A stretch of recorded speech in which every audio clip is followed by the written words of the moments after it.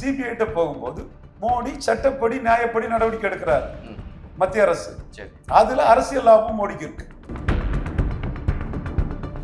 வியூக வகுப்பாளர் ஜான் ஆரோக்கியசாமி கைதாக கூடிய ஒரு வாய்ப்பும் இருக்குது. வெளிநாட்டில் இருந்து பணம் பெற்றது அந்த மாதிரியான சில விஷயங்கள் சொல்றாங்க. அது பரப்பப்படக்கூடிய விஷயமா அதனையும் கூட உண்மை இருக்கு. ஸோ காங்கிரஸ் ஆதரவு விஜய்கிட்ட இருக்கு, அதை தடுக்கணுங்கிறதா மோடியுடைய நோக்கம். எஸ், அல்லு அர்ஜுனுக்கு பாடத்தை ரேவந்த் ரெட்டி படிச்சு கொடுப்பாருன்னா மோடி ஏன் விஜய்க்கு பாடம் படிச்சு கொடுக்க மாட்டாருன்னு அவங்க மற்ற அரசியலுக்கு ஆசைப்படக்கூடிய நடிகர்களுக்கும் ஒரு பாடம்னு அது போயிட்டு இருக்குது. அது பாடம் எடுக்கிறாரு விஜய்க்கு வந்து மோடி. கண்டிப்பா சசிகலாவுக்கு எடுத்த பாடத்தை விஜய்க்கு மோடி எடுக்கிறாருங்க. அந்த பாதையில தான் போகுது. இப்போ காங்கிரஸ் தாவக அந்த கூட்டணி இந்த மாதிரியான பேச்சுவார்த்தைகளுக்கு ஒரு முற்றுப்புள்ளி வந்துருச்சுன்னு சொல்லாமா அந்த டெல்லி மீட்டிங் அப்புறம் தப்பான விகத்தால இடியாப்ப சிக்கல்ல மாட்டிக்கிட்டு இருதலை கொண்டு எறும்பு மாதிரி விஜய் தொட்டா நமக்கு நெகட்டிவா மாறும்னு பிஜேபிக்குள்ள ஒரு பயம் இருக்குன்னு தானே அர்த்தம்.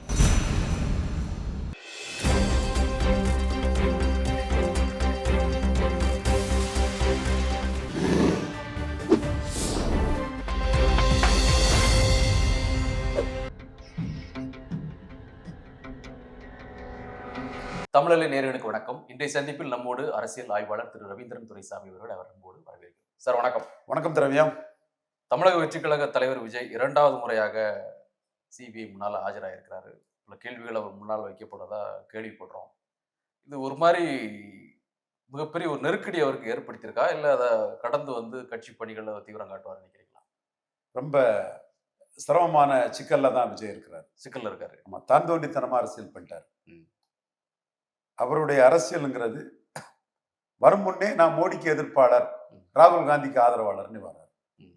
அப்போ நீங்க வந்து நான் எடப்பாடி கூட சமரசம் பண்ணாலும் பண்ணுவேன், ஸ்டாலின் எனக்கு எதிர்ப்பாளர்னு சொல்லும்போது ஸ்டாலின் அச்சப்பட்டார்.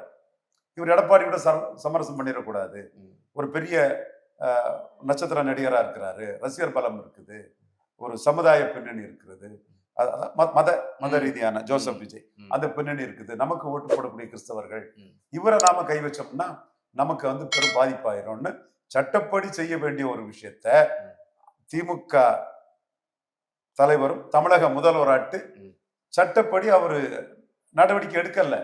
திமுகவிலே நான் சொல்லக்கூடிய கருத்து கரெக்ட் பல முன்னணி அமைச்சர்களும் சொல்லுவாங்க. அந்த இடத்துக்குள்ள ஸ்ட்ராங்கா நடவடிக்கை எடுத்திருக்கணும்.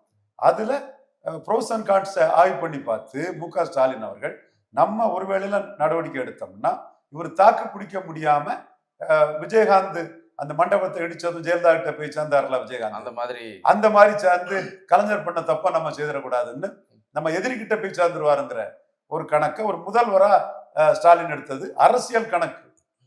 நான் ஒரு வகையில அரசியல் ரீதியா அந்த நடவடிக்கையை வந்து ராஜேந்திர நடவடிக்கை கூட சொல்லலாம்.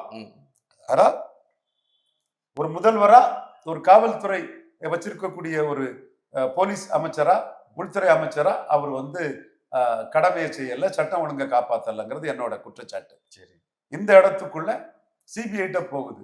பொலிட்டிக்கல் டிசிஷன் மோடி எடுக்கும் போது விஜய் நொறுக்கிறதோ அடிக்கிறதோ கிறிஸ்டின் ஓட்டு விஜய்க்கு போறதோ மோடிக்கு லாபம்.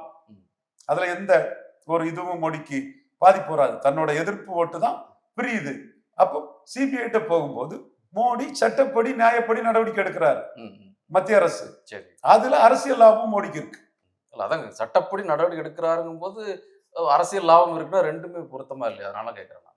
அரசியல் லாபம்ங்கிறது ஸ்டாலின் செய்ததான் தவறு. எந்த தலைவரும் தன் தொண்டர் மரணம் அடையத விரும்ப மாட்டாங்கன்னு விஜய்க்கு சர்டிபிகேட் கொடுத்து விஜய் சம்பந்தப்பட்ட மாநில தலைவர்கள் யாரையுமே கைது பண்ணாம அப்படியே அவங்கள விட்டு, ஏன்னா கைது பண்ணா அதை ஸ்டாலின் எதிர்ப்பாளர்கள் பெரிய இஷ்யூ ஆக்கிடுவாங்கன்னு அப்படி வந்து சட்டம் ஒழுங்கை காப்பாற்றாம ஸ்டாலின் விட்டதுதான் தவறு.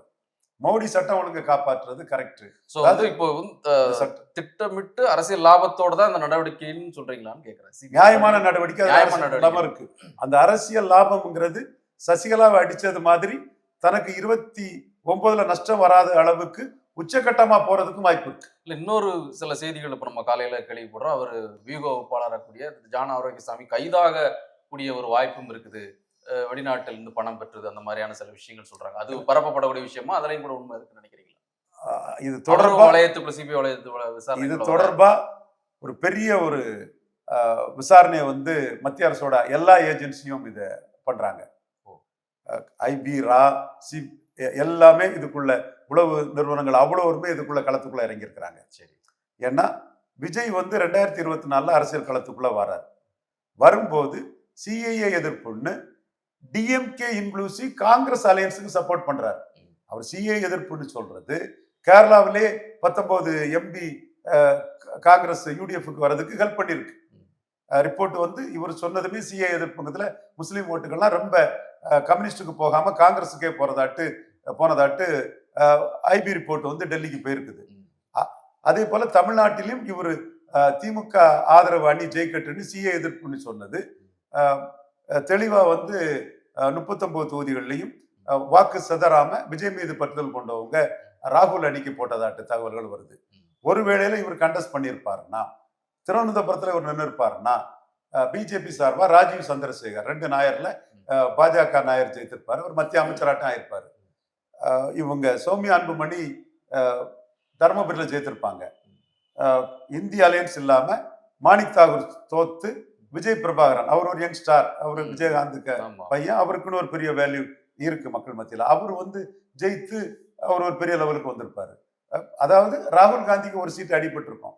அப்போ ராகுல் காந்திக்கு சீட்டு அடிபடக்கூடாது, ராகுல் காந்தி பிரதமராக வரணுங்கிற ஒரே நோக்கத்துக்காக கட்சி ஆரம்பிச்சுக்கிட்டு வெறும் சிஏ எதிர்ப்புங்கிறத மட்டுமே அவர் கொடுத்தாருன்னா அதற்குள்ள எஃபர்ட் வந்து கேரளாவில் இருந்திருக்குன்னு ரிப்போர்ட் போகுது, தமிழ்நாட்டில் இருந்திருக்குன்னு ரிப்போர்ட் போகுது. அப்போ பல நிரூபிக்காத ஒருத்தருக்கு மத ரீதியாட்டு மோடிக்கு எதிராட்டு இன்ஃபுளுன்ஸ் பண்றாரு ஓட்டர்ஸை. இதே நபர் வந்து 2024 அரசியல் சக்தி ஆனா 29ல கேரளா, தமிழ்நாடு, புதுச்சேரி, கர்நாடகா, ஆந்திரா, தெலுங்கானா, மும்பை இப்படி எல்லா இடங்கள்லயும், என் டெல்லியில கூட அவருக்கு ரசிகர்கள் கழிஞ்சோட போகும்போது வந்திருந்தாங்களே, தன்னோட செல்வாக்க மோடிக்கு எதிராட்டும் ராகுலுக்கு ஆதரவாட்டும் அவர் திருப்புவாரு. சோ காங்கிரஸ் ஆதரவு விஜய்கிட்ட இருக்கு, அதை தடுக்கணுங்கிறதா மோடியுடைய நோக்கம். எஸ், காங்கிரஸுக்கு பார்கெனிங்க தமிழ்நாட்டிலே ஏத்திட்டாரு. இப்போ சசிகலா அம்மையார அடிச்சது காரணமே நாங்க எங்க டீம் கண்ணன், நம்ம தம்பி ஆர்எஸ்எஸ் கண்ணன், இது குமுத ரிப்போர்ட்டர் எடிட்டரா இருந்தார் கோசல்ராம் மற்றும் பல டீம் தமிழகத்தில் உள்ள தொழிலதிபர்கள், இரட்டை ரயில் பாதை எல்லாமே பொது பிரச்சனைக்காகவும் சசிகலா எதிர்ப்பு பிரச்சனைக்காகவும் நாங்க போகும்போது ஜவடேகர், சுரேஷ் பிரபு, அருண் ஜேட்லி எல்லாத்திட்டையும் பேசும்போது நாங்க சொன்னது, M Natarajan husband of Sasigala Ammayar is carnapping with Congress. If his wife is allowed to become the Chief Minister of Tamil Nadu, Congress will have both ADMK option and DMK option. BJP has to be literally left in lurch without no alliance. அப்போ பிஜேபிக்கு எதுவுமே இருக்காது. காங்கிரஸுக்கு திமுகவும் போட்டி போட்டு 20 சீட்டு 25 சீட்டு உங்களை வச்சுதான் பார்லிமெண்ட். 77 இந்திரா காந்திக்கு வெற்றி, 77 இந்திரா காந்திக்கு வெற்றி, 80 இந்திரா காந்திக்கு வெற்றி, 84 இந்திரா காந்தி அசோசியேஷன்ல ராஜீவ் காந்திக்கு வெற்றி, 89 ராஜீவ் காந்திக்கு வெற்றி, 91 ராஜீவ் காந்தி அசோசியேஷன்ல வெற்றி, 2004 சோனியா காந்திக்கு வெற்றி. இப்படி இந்த குடும்பம் வந்து வெற்றி பெற்றுட்டு இருக்கும் போது இவங்க கூட கூட்டணிக்காக காங்கிரஸுக்கு 15, 20ன்னு திமுகவும் அதிமுகவும் போட்டி போட்டு எம்பி அள்ளி கொடுப்பாங்க. அந்த இடத்துக்குள்ள நடராசன் வந்து இந்திரா காந்தி குடும்ப பக்தராட்டு ஆதரவாளாட்டு அரசியல் பண்றாரு. இவங்களை கிராக் டவுன் பண்ணலன்னா பிஜேபிக்கு வந்து தமிழ்நாட்டில் வளர்றதுக்கு வாய்ப்பே இல்லை, பெரிய நஷ்டம் வரும்னு சொல்லும் போதுதான் அது மோடி வந்து கிராக் டவுன் பண்ணாரு. கிராக் டவுன் பண்ணவர் தான் நானே சொன்னேன், கவர்னர் வரமாட்டாரு, பதவியேற்புலாம் நடக்காதுங்கிறத தந்தி டிவிலே வந்து அந்த டிவியை சேர்ந்த சகோதரர் மதிப்புக்கு மரியாதைக்குரிய ஐயா சிவந்தி பாலசுப்ரமணிய ஆயத்தர், அவர் தான் அடுத்த சீஃப் மினிஸ்டர்னு சசிகலா அம்மையாருக்கு மரச்செண்டு கொடுத்து ஒரு பிளசன்ட்ரிஸை காட்டும் போது நாம வந்து கவர்னர் வரமாட்டாருங்கிற கருத்தை சொன்னோம். காரணம் டெல்லி சோல்சர்ஸ் நம்ம டீம் எல்லாமே மோடிக்கு இவங்க வர்றது நஷ்டம்ங்கிறது மோடி முடிவெடுத்துட்டாரு. அந்த அடிப்படை ஆகஸ்ட் 15 விடுதலை ஆகல, மோடிஜியின் போலீஸ் அலையன்ஸ்ல சசிகலா அம்மையார் இன்னைக்கு வர முடியல. அந்த பத்மாவதி மில் கேஸ்ல சிபிஐ கேஸ் அவங்க இருக்குது. அதே மாதிரி விஜய் இப்ப டச் பண்ணியாச்சு. ஜனநாயகம் படம் 10 நாள் வசூல் அள்ளிடலாம், ஒரு 500 கோடி வரும்னு ஒரு சூழ்நிலையில எருமல் என்னைக்கு வந்தாலும் ஒரு 200 கோடி குறைவா தான் வரும். அந்த 10 நாள் லாங் ஹாலிடே கிடைக்காது. பாருங்க, சினிமானாலே ஹாலிடே தான் சினிமாவுக்கு வசூல், மற்ற நாள் கிடையாதுன்னு எல்லாருக்குமே தெரியும். ஹாலிடே வசூலுக்கும் வீக் டே வசூலுக்கும் சம்மந்தமே இருக்காது. அப்போ அந்த ஒரு 10 நாள் கண்டினியூஸ் ஹாலிடேயை அடிச்சாச்சு. இன்னும் படம் என்னைக்கு வரப்போகுதுங்கிறது ஒரு கேள்விக்குறியா இருக்குது. இதுல சிபிஐ விசாரணை சட்டப்படி வச்சு அவர் பெரிய ஸ்டார்னாலும் கூட நீ ஸ்டாரா இருந்துட்டு போ, இது மற்ற எல்லா ஸ்டாருக்கும் பாடம் தாண்டா, அல்லு அர்ஜுனுக்கும் பாடம், அல்லு அர்ஜுனுக்கு பாடத்தை ரேவந்த் ரெட்டி படிச்சு கொடுப்பாருன்னா மோடி ஏன் விஜய்க்கு பாடம் படிச்சு கொடுக்க மாட்டாருன்னு அவங்க மற்ற அரசியலுக்கு ஆசைப்படக்கூடிய நடிகர்களுக்கும் ஒரு பாடம்னு அது போயிட்டு இருக்குது. இதோட போக்கு எப்படி போகும்னு சொன்னா, தொட்டாச்சி எருமை விட்டா அந்த புலி நம்ம மேல பாஞ்சிரும். இன்னொரு உதாரணம் சொல்லலாம். அது நான் அது யாரையும் நம்ம குறைச்சி மதிப்பிட்டு நான் பண்ணல. அது பாடம் எடுக்கிறாரு விஜய்க்கு வந்து மோடி. கண்டிப்பா சசிகலாவுக்கு எடுத்த பாடத்தை விஜய்க்கு மோடி எடுக்கிறாருங்க. அந்த பாதையில தான் போகுது. ஏன்னா விஜய்க்கு ஆதரவா தமிழிசை அம்மையார் காலையில இருந்து சாயங்காலம் வரை பேசுவாங்க. நயினார் அப்பப்ப பேசுவாரு. ஏன் அண்ணாமலையே ஆரம்பத்துல லைட்டா பேசிட்டாரு. அதுக்கு பிறகு இவரு மதுரை சீனிவாசன்ல இருந்து எல்லா பாஜக தலைவர்களும் எல்லாருமே, தமிழ்நாடு பாஜக உள்ள வலைத்தள நண்பர்கள் எல்லாருமே விஜய்க்கு ஆதரவான என்னன்னா திமுகவுக்கு எதிராக ஒருத்தர் குரல் கொடுக்கிறாருன்னு அடிப்படையில் அவங்க எல்லாம் ஆதரிச்சு தப்பு இல்ல. எங்களுடைய அரசியல் எதிரி இப்ப திமுகன்னு சொன்னோம்னா எங்களுக்கு அவங்க தாங்க எதிரி வாங்க அப்படின்னு சொல்லி அந்த அடிப்படையில் தானே அதை கண்டிப்பா திரவியம் நீங்க கரெக்டா சொல்றீங்க. உங்க கருத்து சரிதான். அவங்க கும்மிடி பூண்டி தாண்டி சிந்திக்கல, தமிழ்நாட்டுக்குள்ள சிந்திச்சாங்க. தமிழ்நாட்டுல விஜய்க்கு ஸ்டாலின் எதிர்ப்பை பயன்படுத்திக்கலாம், அது நமக்கு பலன் அளிக்கும்னு தமிழிசை அம்மையார் நினைச்சாங்க, நயினார் சகோதரர் நினைச்சாரு, எல்லாரும் நினைச்சாங்க. நான் தப்புன்னு சொல்ல வரல. அவங்க அசம்பிளி எலெக்ஷன் வருது தமிழ்நாடு சென்ட்ரிக்கா நினைச்சாங்க. நாம மோடி சென்ட்ரிக்கா நாம திங்க் பண்றோம். இவர் இங்க சக்தி வாய்ந்தவராட்டு 26ல ஆனாருன்னா 29ல ராகுல் காந்திக்காக கேரளா பிரச்சாரம் பண்ணுவாரு, கர்நாடகா பிரச்சாரம் பண்ணுவாரு, மும்பைக்கு போவாரு. தென்னிந்தியாவிலே ராகுலுக்கு பெரிய தளபதியாட்டு, இந்திய அளவுல ராகுலுக்கு நம்பர் 2 சொல்லக்கூடிய அளவுக்கு பெரிய ஒரு சக்தியாட்டு மோடிக்கு எதிராக அவர் பெரிய களமாடுவாருங்கிறத நாம சொன்னோம். இப்போ நம்ம கருத்து மோடி கிட்ட எடுபட்ட மாதிரி தான் எனக்கு தெரியுது. சரி, இப்போ காங்கிரஸ் தாவக அந்த கூட்டணி இந்த மாதிரியான பேச்சுவார்த்தைகளுக்கு ஒரு முற்றுப்புள்ளி வந்துருச்சுன்னு சொல்லலாமா? அந்த டெல்லி மீட்டிங் அப்புறம் ஆல்மோஸ்ட் அவங்க திமுகவோட தான் இருப்பாங்கிறது தெரியுது. 2 பாயிண்ட் நான் நுணுக்கமா சொல்றேன் திரவியம். சரி, ஒன்னு, ஜனநாயகம் படத்தை மோடிக்கு எதிராக ராகுல் எதிர்க்கிறார். ஒரு எதிர்கட்சி தலைவர் ஜனநாயகம் படத்துக்காக சொல்றது. அந்த படத்துக்கு இந்தியா ஃபுல்லா பெரிய பூஸ்ட், விஜய்க்கு இந்தியா ஃபுல்லா பெரிய பப்ளிசிட்டி. ஆனா தாவேகா தலைவர் விஜய்ங்கிற பேரை ராகுல் பயன்படுத்தல. அது பயன்படுத்தினா ஸ்டாலினை எரிச்சல் படுத்திருமோ, ஸ்டாலின் கலத்தி விட்டுருவாரோ. படம் பேரை சொல்றாரு சார், ஜனநாயகம் படத்து பேரே சொல்லிட்டாரு. படத்துக்கு பேரை சொல்லாம அந்த விஷயத்துக்கு வந்து ஸ்டாலின் எதிர்ப்பை சார் ஸ்டாலின் சொன்னாரு, படம் பேராயே.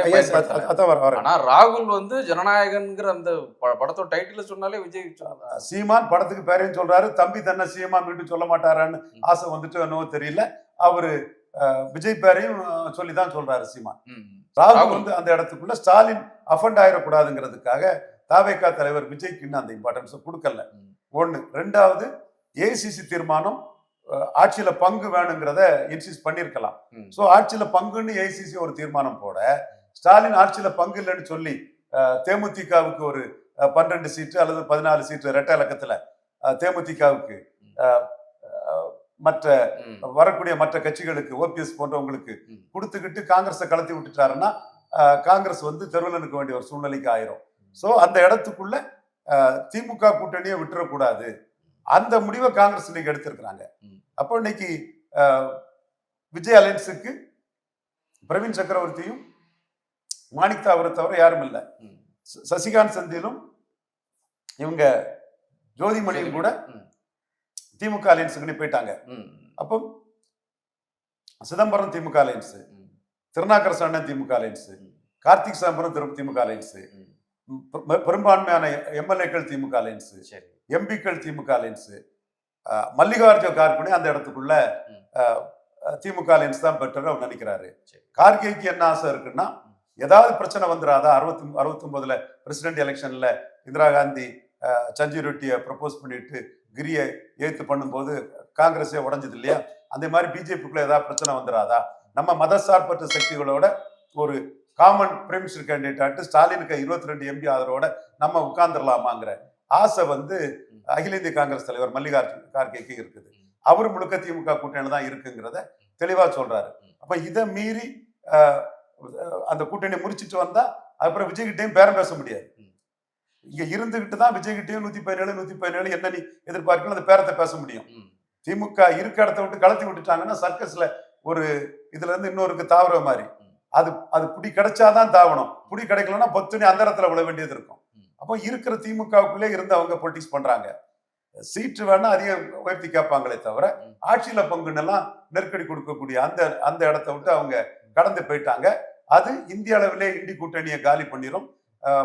மல்லிகார்ஜுன கார்கேக்கு பிரதமர் ஆசையும் 29க்குள்ள ஏதாவது அதிசயங்கள் நடந்துடாதாங்க, இதுல ஸ்டாலினுக்கு 22 நம்மளை அரவணைச்சிடாதான்னு. மல்லிகார்ஜுனா காங்கிரஸ் தலைவர் தான், ராகுல் காந்தி சொல்லாம அவர் பிரமிஷ் ஆக முடியாது. ஸோ அவங்களோட அந்த எண்ண ஓட்டங்களுக்கு தக்கன அகில இந்திய அரசியல் மேலும் ஸ்டாலின் கொடுக்கறது எம்பி போஸ்ட் எம்எல்ஏ போஸ்ட்னு இருக்குது. இதையும் தாண்டி காங்கிரஸுக்கு ஒரு இம்பார்ட்டன்ஸ் இருக்குது.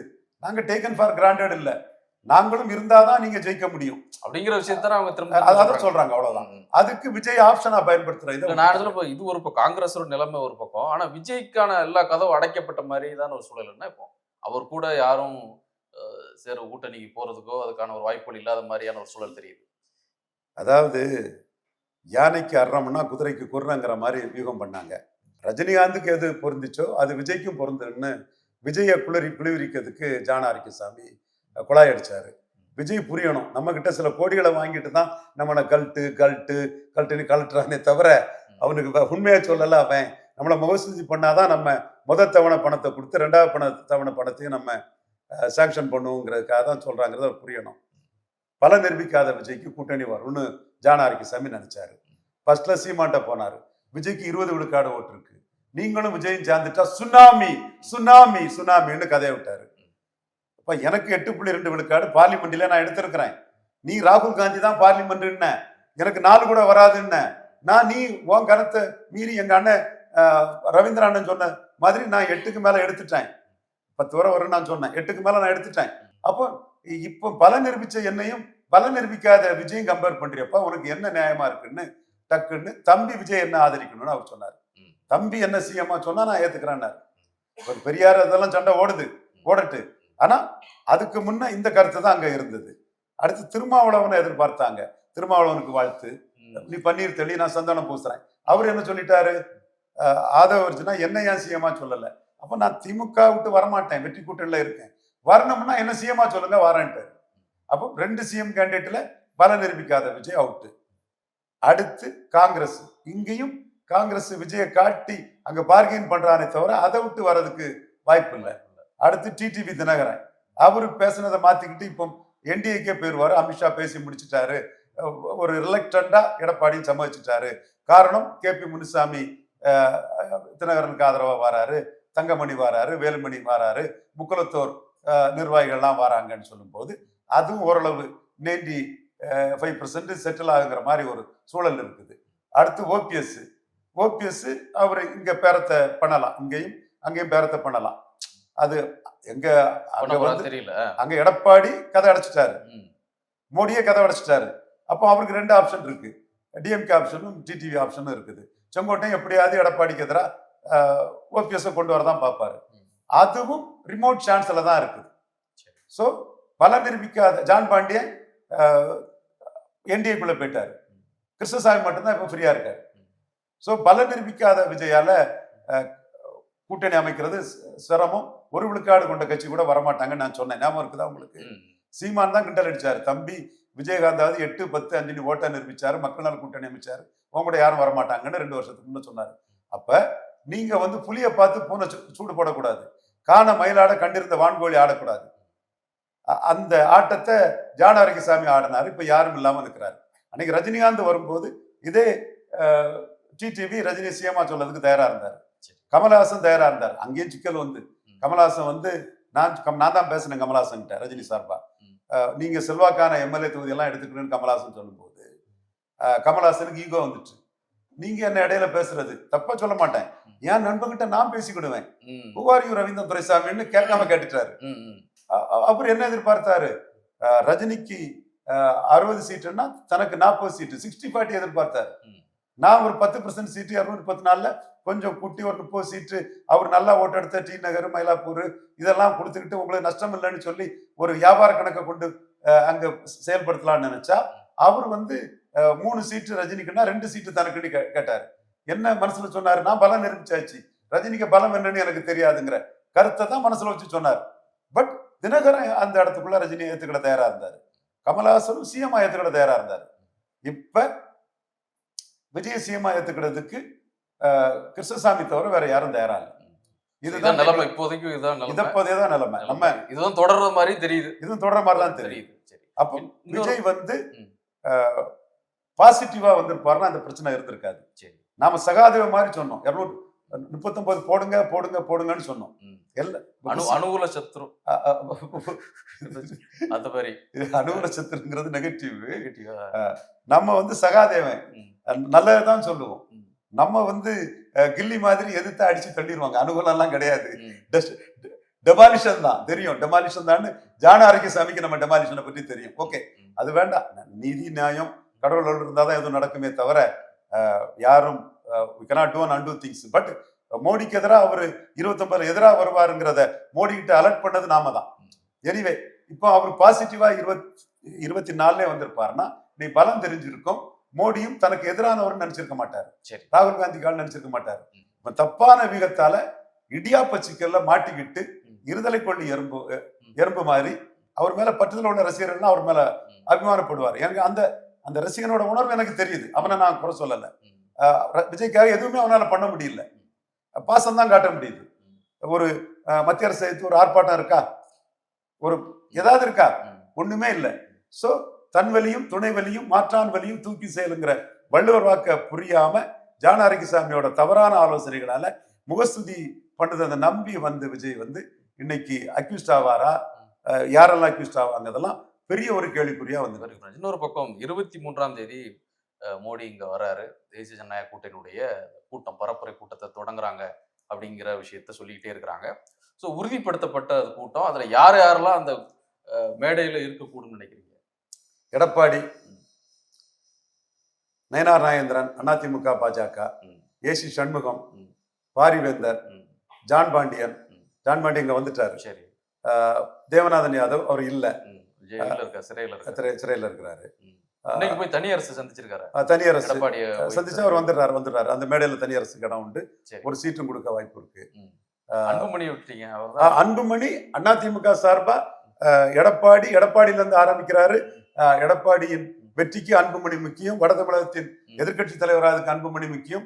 அன்புமணி மற்ற அதிமுக தலைவர்கள் தங்கமணி, வேலுமணி, இவங்களை விட எடப்பாடி தானே கட்சி. சிங்கிள் பர்சன் பார்ட்டியா கொடுக்காதீங்கன்னு நான் தானே சொன்னேன். கொடுத்தா அவரை நச்சிருவாருன்னு தானே சொன்னேன் நான். சிவி சண்முகத்தெல்லாம் நாளைக்கு நீக்கினாருன்னா என்ன பண்ணுவாரு CV Shanmugam? So Anbumani. So எடப்பாடிக்கு ரொம்ப முக்கியமானவர் அன்புமணி. எடப்பாடியில இருந்து அரசியல் பண்றதுனால இவங்க எல்லாம் ஏறுவாங்க. பிரேமலதா அம்மையார் கடைசி வரை டஃபா பார்கெயின் பண்ணுவாங்க. வேற யார் இருக்கா? லாஸ்ட் மினிட்ல யாராவது வேற இது இல்லாம வேற யாராவது உள்ள வர வாய்ப்பு இருக்கா? சீமான் நீங்க 70 சீட்டும் கொடுத்து சிஎம் கேண்டிடேட் கொடுத்தா வரதுக்கு வாய்ப்பு உண்டு. அதை தாண்டி எடப்பாடிக்கு சப்பார்டினேட்டா வர மாட்டார். ஏன்னா சீமானுக்கு அரசியலே எடப்பாடி கட்சி 2 ஜாதி கட்சி ஆயிட்டுன்னு, அதுல பலன் இல்லாத அரசியல் அதிகாரத்தை இழந்த வெள்ளாளர் முதலியார்களும் அரசியல் அதிகாரத்துக்கு வர துடிக்கக்கூடிய பரையர் தேவேந்திர குல வேளாளர் வண்ணார் நாவிதர் போன்ற சமூகங்களையும் ஒன்றிணைச்சுதான் அவரோட அரசியலே ஆரம்பிச்சாரு. இன்னைக்கு எடப்பாடி கட்சிங்கிறது வெள்ளாள கவுண்டர் வன்னியர் கட்சி ஆயிற்று. அப்ப அதிகாரத்தை இழந்த மேல்மட்டத்தில் உள்ள அந்த சமூகங்களும் தமிழுங்கிற ஒரு நூலிலையும், அதே மாதிரி அதிகாரத்தை வர துடிக்கக்கூடிய பரையர் தேவேந்திர குல வேளாளர் போன்ற சமூகங்களையும் தமிழ் என்ற ஒரு நூல்ல கோர்த்து எடப்பாடிக்கு எதிராக தான் சீமான் வளர்ந்துட்டு இருக்கிறாரு. ஸோ அவர் வந்து எடப்பாடிக்கு சபார்டினேட்டா போக வாய்ப்பு இல்லை. எடப்பாடியை பலகீனப்படுத்தி 8 வளர்ந்தவர் அடுத்தால் எடப்பாடியை மேலும் மிகப்பெரிய அளவு பலகீனப்படுத்துவாருங்கிற சூழல் தரவுகள் இருக்குது. என் தம்பி ரங்கராஜ் பாண்டே கூட மனசாட்சி இருந்தால் அந்த உண்மையை ஒத்துக்குவாரு. அவரு ஜெயலலிதா அம்மையார் இருக்கும்போது ஒரு விழுக்காட்டில் இருந்த சீமான் எடப்பாடியை பலகீனப்படுத்தி தான் 2 பேருக்குமே பிரைம் கேண்டிடேட் இல்லாமல் 8.2க்கு வந்துட்டாரு. மீண்டும் எடப்பாடி விக்கிரவாண்டி ஈரோடு கிழக்கில் நிற்காததும் அவரோட நிலைப்பாட்டில இருந்து மாறி பல்ட்டி அடிச்சதும் சீமானால எடப்பாடி பழனிசாமி மேலும் பலகீனப்படுத்தப்படுவார். அது பிராமணர்கள்ட்ட, மோடி பிரதமர் வாக்களித்த பிராமணர்கள்ட்ட, இந்து நாடார்கள்ட்ட, வெள்ளாளர்கள்ட்ட, தென் முக்குலத்தோர்கள்ட்ட, அந்த 18 விழுக்காடுல இருக்கக்கூடிய ஜாதிகள் மத்தியில சீமான் வந்து எடப்பாடி பழனிசாமி பலகீனப்படுத்துவாரு. ஸோ அவர் வந்து இருக்கிறதுக்கான சாத்தியக்கூறுகள் இல்லவே இல்லை. தென் பிரேமலதா அம்மையார் இன்னும் பார்கெயின் பண்ணிட்டு போவாங்க. கிருஷ்ணசாமி அவரு விஜயும் என்டிஆர்னு பார்கெயின் பண்றாரு. ஜான் பாண்டியன் அவரை பார்கெயின் பண்ணிட்டு நம்ம இங்க வந்து நின்றோம்னு ஜான் பாண்டியன் வந்து நிற்க தயாராயிட்டாரு. இந்த நெருக்கடினால விஜயே ஏதாவது முடிவெடுக்க வாய்ப்பு இருக்கான்னு விஜய் முடிவெடுக்கிற வாய்ப்பு என்னன்னா, அதுல விஜய்க்கு டு பி ஃப்ராங்க் 30 சீட் வரை விஜய்க்கு ஆஃபர் பண்ணிட்டாங்க அதிமுக தரப்புல இருந்து. சரி. சபார்டினேட்டா போனோம். அது ஒரு பெரிய ஹீரோவுக்கு சபார்டினேட்டா நிற்கிறது வந்து ஒரு ஒரு பின்னடைவு தான். பட் அரசியல் ரீதியா பாத்தீங்கன்னா, நீங்க ஒரு வாக்கை நிரூபிச்சுக்கிட்டு ஒரு கூட்டணி விஜயகாந்த் ஒரு எலெக்ஷனை சந்திச்சுக்கிட்டு 5 வருஷம் காத்திருந்து கூட்டணி போறதை விட நம்ம எவ்வளவு நிரூபிச்சுட்டு 5 வருஷம் காத்திருக்கணும் இல்ல. அந்த இடத்துக்குள்ள 41 வாங்கினாரு விஜயகாந்த் பலம் நிரூபிச்சுக்கிட்டு 8-10ன்னு. நிரூபிக்காமலே இவருக்கு 30ங்கிறது இந்த மார்க்கெட்டு சினிமா அதை மறந்துருங்க. ஒரு கட்சி ஆரம்பிச்சுட்டு ஒரு தேர்தலை சந்திக்காத ஒரு கட்சிக்கு 30-35ங்கிறது வந்து ஒரு பெரிய ஒரு எண்ணிக்கை தான். சரி. பட் அது என்னன்னா அவருக்கு இமேஜ் போயிடும். அதுக்கப்புறம் சபார்டினேட்டா போயிருவாரு. இல்ல அவருக்கு விருப்பம் இல்ல, கட்சிக்காரங்க தொடர்ந்து சொல்லிட்டே இருக்கிறாங்க. நாங்க அதுக்காக இல்லைங்க, எங்க தளபதி வந்து முதல்வர் ஆவணதான் எங்க நோக்கம்னு சொல்லி அவங்க பேசிட்டே இருக்கிறாங்க. கண்டிப்பா. ஆனா நான் இப்போ உள்ள நெருக்கடிகள் இந்த ஜனநாயக நெருக்கடி, சிபிஐ இதனால ஏதாவது ஒரு முடிவுகள் தன்னுடைய முடிவுல மாற்ற வர வாய்ப்பு இருக்கான்னு கேட்க. பொதுவா 99 விழுக்காடு மக்களும் அப்படிதான் இருக்கிறாங்க. ஆனா வம்சி சந்திரன் என்னோட தம்பி ஒருத்தன் ஒரு ட்வீட் போட்டிருக்கான். மோடி ஏத்துக்கிட மாட்டாரு விஜய்னு போட்டிருக்கான். ஏன்னா மோடி ஏத்துக்கிட மாட்டாருங்கிற பிரச்சனை என்னன்னா அதுதான் இடியாப்ப சிக்கல் மேட்ருங்க. நீங்க எல்லாமே 21 மையமா வச்சு சசிகலா மேல சாக்கடை ஜலம்னாலும் வீடு தீப்பெட்டி எரியும் போது அதை கொண்டு அணைக்கணும்னு மதிப்புக்கும் மரியாதைக்குரிய ஐயா குருமூர்த்தியே சொன்னாரு. நான் தான் சொன்னேன் மோடிஜி இன்க்ளீஸ் அலையன்ஸ்ல சசிகலா மேல வர முடியாது. ஏன்னா கிராக் டவுன் பண்ணியாச்சு. என்ன என்னைக்கு உயிர் பெற்றாலும் சரியான சந்தர்ப்பத்துல மோடிக்கு எதிராக வர்றதுக்கு வாய்ப்பு இருக்குது இல்ல. மனுஷ காரியம் தானே. அப்ப முடியாது நம்ம சொன்னா அதுதான் நடந்தது. இப்பவும் விஜய் டச் பண்ணியாச்சு. என்னைக்கு அவரு 26ல பலம் பெற்றுட்டாருன்னா 29 மோடிக்கு எதிராக போக மாட்டாருன்னு என்ன இருக்கு. சோ இந்த புள்ளி தான் நாம மோடி கிட்ட பிரசன்ட் பண்ணியிருக்கிறோம். தமிழிசை நயினார் மற்ற ஸ்டாலின் எதிர்ப்பாளர்கள் ஐயா குருமூர்த்தி போன்றவங்கலாம் ஸ்டாலினுக்கு ஒரு போட்டியா இது பண்ணதுக்கு விஜய் போல்ஸ் பயன்படுமான்னு அவங்க நினைக்கிறாங்க. அப்ப நீங்க சொல்ல பார்த்தா கரெக்ட் தான். விஜய் தொட்டா நமக்கு நெகட்டிவா மாறும்னு பிஜேபிக்குள்ள ஒரு பயம் இருக்குன்னு தானே அர்த்தம். கண்டிப்பா அதான் முடிச்சிடணும்னு நினைக்கிறாங்க சசிகலா மாதிரி. இள விடக்கூடாது சுத்தமா தொடச்சி எரிஞ்சணும்னு நினைக்கிறாங்க. வீட்டு காத்து குடிச்சு மேல வந்துட்டாருன்னா அது கொத்தாம விட மாட்டாருன்னு நினைக்கிறாங்க. சரி, நிறைவா திரு எடப்பாடி பழனிசாமி அவர்கள் ஒரு 5 தேர்தல் வாக்குறுதிகள் கடந்த 2 தினங்களுக்கு முன்னாடி சொன்னாரு. அதுல சில விமர்சனங்களும் வந்துட்டு இருக்குது. இந்த வாக்குறுதிகள் கொஞ்சம் எடுபடும் அப்படிங்கிற மாதிரி நினைக்கிறீங்களா? இலவசத்துக்கு 5% ஓட்டு இருக்குது. அது பொதுவா இருக்குது. அது ஸ்டாலினுக்கு தான் போகும். அதுல பங்கு கேட்கறதுக்கு எடப்பாடி பழனிசாமி இதுக்குள்ள வந்திருக்கிறாரு. அதுல ஒரு 5ல் 1 விழுக்காடு கிடைச்சா கூட அவருக்கு லாபம் தான். ஏன்னா அவங்களும் இலவசத்துக்கானவங்க. ஆனா லூசர்ஸ் அண்ட் கெய்னர்ஸ் தேரியில இப்படி இலவசமா போறது நாட்டுக்கு கேடு, அது என் மக்களை கையேந்த வச்சுட்டீங்கன்னு நாம் தமிழர் சீமான் இலவசங்கள் நாட்டுக்கு கேடுன்னு அடிக்கிறதுக்கும் ஒரு வாக்கு வலிமை புதிய நியூ ஜெனரேஷன் யங்ஸ்டர்ஸ் மத்தியில கண்டிப்பா வரும் நம்புறோம். அதுல சீமான் ஸ்ட்ராங்கா நிற்கிறாரு. விஜய் இது தொடர்பா எடப்பாடி ஸ்டாலின் கூட போட்டிக்கு போறாரா இல்ல சீமான் கூட போட்டிக்கு போறாரான்னு அவருக்கு தேர்தல் அறிக்கை குழு இன்னைக்கு கூடுறாங்க. அவங்க தான் முடிவெடுக்கணும். பொறுத்திருந்து பார்ப்போம். பட் ஆனா அது பெரிய கெயின் இல்லங்கிறீங்க எடப்பாடிக்கு வந்து. பெரிய இலவசங்களை அறிவிச்சாலும் பெரிய கெயின் இல்ல.